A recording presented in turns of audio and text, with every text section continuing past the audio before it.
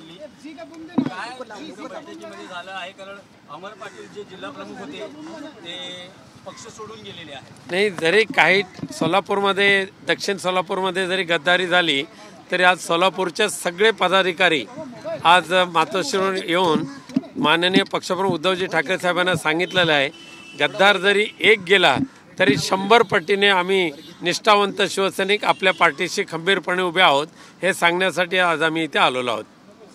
मात्र अमर पाटील असतील किंवा त्यांच्यासोबत ज्यांच्या नियुक्त्या करण्यात आल्या होत्या त्या नियुक्त्यांवर प्रश्न सोलापूर जिल्ह्यातले पदाधिकारी उपस्थित करत होते. नाही, जो गद्दार एक गेला त्याच्यावर फक्त त्याने नियुक्त केलेले 2 जण गेलेले आहेत, बाकीचे सगळे पदाधिकारी आलेले त्यांच्यावर कोणतीही शंका नाही. पण काही आक्षेप होते आणि असं म्हटलं जाते की बैठकीत काही तीव्र मतभेद झाले. अजिबात नाही, हसत खेळत बैठक झाली.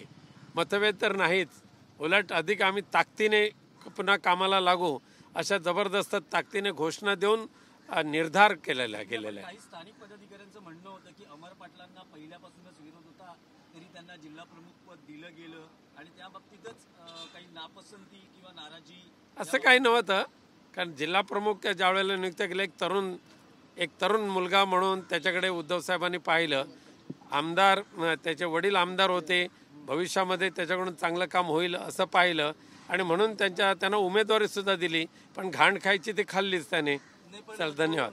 नाराजी होती ती प्रामुख्याने अनिल कोके यांच्यावर. नाही, असं काही नव्हतं. संपर्क तिकडचे प्रमुख आहेत तर रोष नाराजी नाही, अनिल कोकिळांवर काही नाराजी नव्हती. आता सगळे एकत्र बसूनच हसत खेळत आले आणि गेलेले आहेत. धन्यवाद.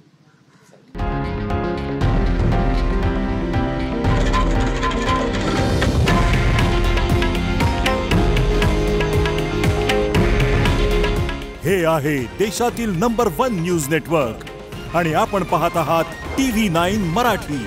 काळजी तुमची, हित महाराष्ट्राचं.